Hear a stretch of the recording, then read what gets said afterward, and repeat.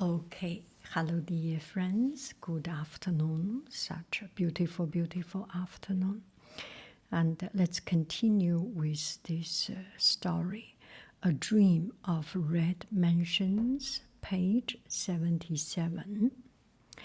Concubine Zhao covertly gave Priestess Ma a large amount of money to cast a spell on Bao Yu and Xi Feng. In the middle of a conversation with Dai Yu, Bao Yu suddenly began to scream and to shake. The Lady Dowager and Lady Wang were panicking about what to do when Xi Feng ran in, waving a long steel sword in the air. These were chaos for a long time until there was a chaos for a long time until she was finally restrained and carried away. 3 days later, both Bao Yu and Xi Feng were close to death. The next morning, a Taoist and a Buddhist appeared at the door. A Taoist and Buddhist appeared at the door. So Bao Yu was dying and Xi Feng was dying. A couple of days later, the Taoist and the Buddhist came to the door. The Buddhist held Bao Yu's jade in his open hand and whispered to it. It had now been 13 years since I left you at the bottom of the Blue Ridge Peak. He continued speaking to the jade, then gave it back to Jia Zheng with the assurance that its power had been restored and the advice that it had to be carefully looked after. Within a few days, both Bao Yu and Xi Feng has recovered. So the Taoist recovered the power of that piece of stone. And when Bao Yu was born, he had one piece of jade in his mouth. This was the piece of jade in his mouth. Page 78.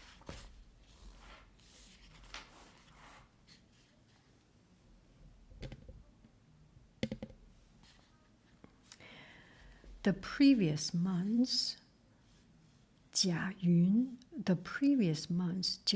had been walking in the new court when he had found one of Xiaohong's handkerchief lying on the ground. He was ecstatic.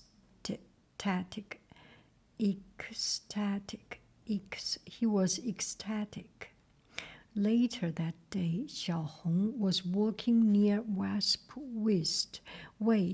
Bridge when she saw Dreyer leading Jia Yun in. A blush spread across her face as their eyes met.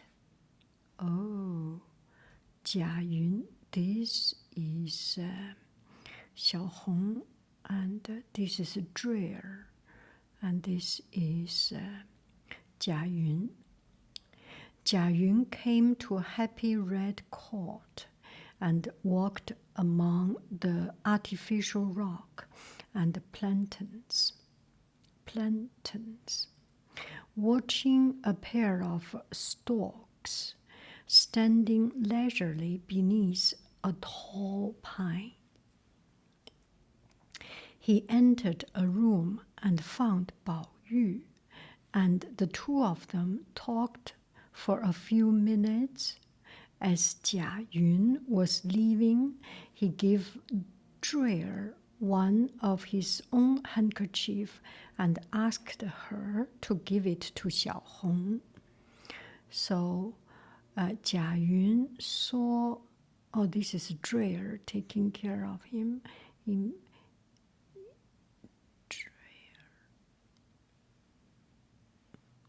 Jia Yun saw Xiaohong, and he had a blush, she had a blush, and then Jia Yun went to see Bao Yu, and on the way he saw the crane, the storks, and Jia Yun gave a handkerchief to Dreyer, a maid to Dreyer, so that Dreyer could transfer it to Xiaohong.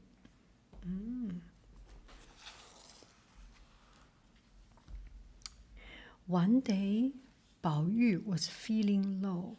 He left the court and saw two fawn running across the hill.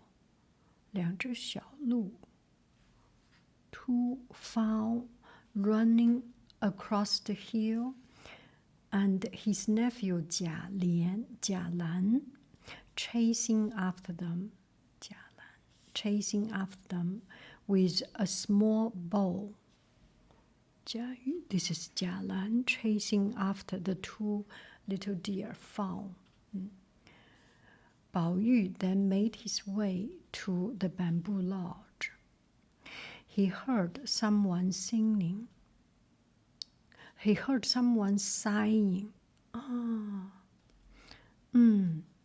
Then saying, every day, a sleepy dream of love. Bao Yu quickly made his way inside and found Dai Yu.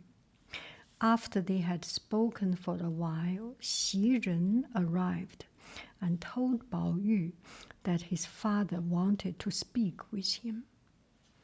So Bao Yu went to Xiaoxiangguan, the bamboo lodge, and he heard Dai Yu was inside, and he and Dai Yu had a chat, and Xi Ren came. Bao Yu hurried out, yet when he reached the main hall, he heard the sound of laughter, and Xue Pan suddenly appeared in front of him. Xue Pan announced that he had played a trick on Bao Yu, and it was really he who wanted to speak with him. Xue Pan led Bao Yu to his study and gave him drinks while introducing him to his friends. Xue Pan then drew his attention to a picture which was marked with the name Geng Huang.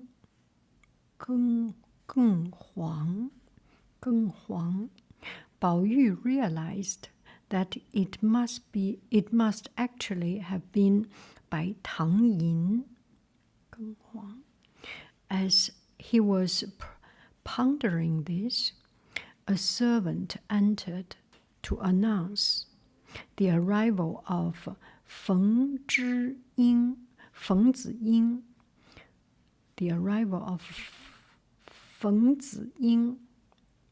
who was the son of Feng Tang,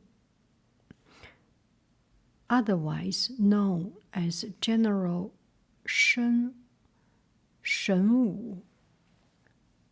So Bao Yu arrived, and he saw all these people arrive of Shen Wu, Xue Pan. This is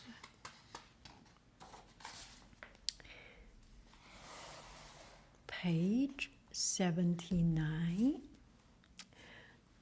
Dai Yu was unsure what Jia Zheng wanted with Bao Yu, so made her way to the Happy Red Court, only to find that the gate was closed.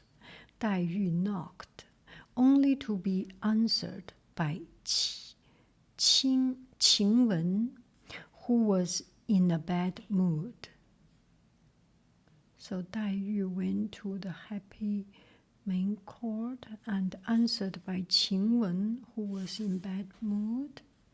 that everyone was already in bed and the gate would not be opened until the morning. Yet Dai Yu stayed where she was. The more she sought, the more distressed she felt. So Dai Yu stayed outside. This must be Dai Yu. Then the following day was the festival of grain in ear.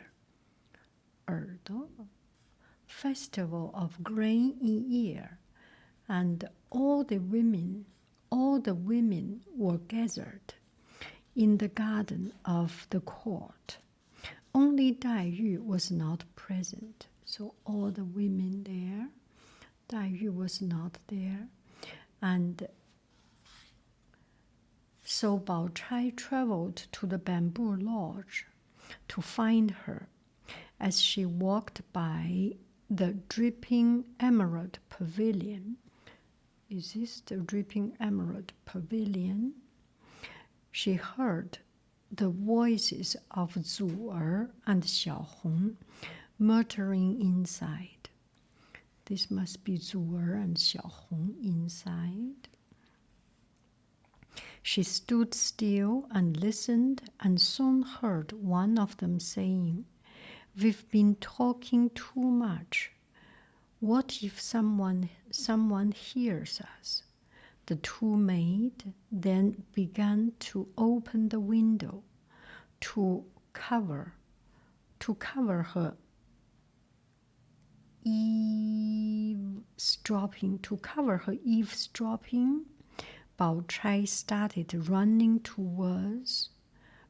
forward, and called out light-heartedly, "Dai Yu, where are you now? Dai Yu."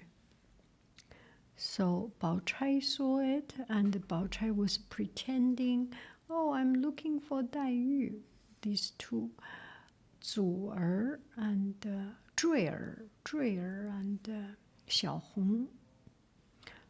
Zhui and Xiaohong were talking.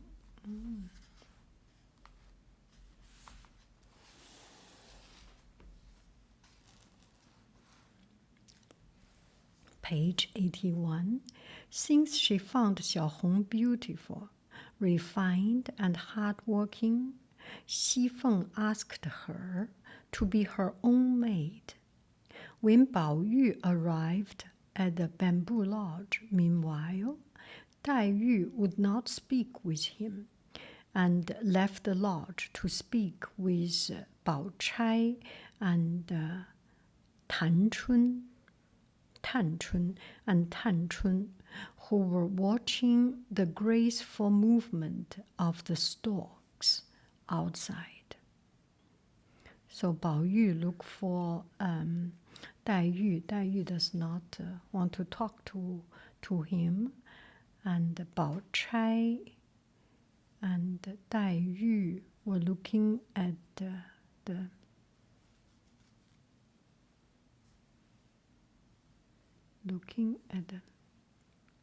When Bao Yu found that Dai Yu had left, he gathered up all the dead flower around him in the folds of his robe and headed for the grave. To the grave of flowers where Dai Yu had buried the peach blossom. As he was walking, he heard the sound of someone crying from behind the hill. He stopped to listen and found himself intrigued by the words he heard. Men laugh at the idea of burying dead flowers, but who will bury my own body when it can no longer stand? He heard. And then, when spring alights and beauty disappears, who will consider the dropping blossom or dying maiden? Hearing all of these, Bao Yu collapsed to the ground in sadness, dropping his collections of dead flowers.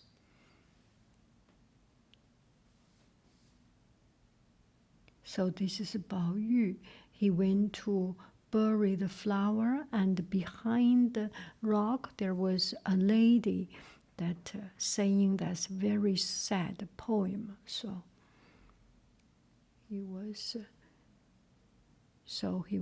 collapsed.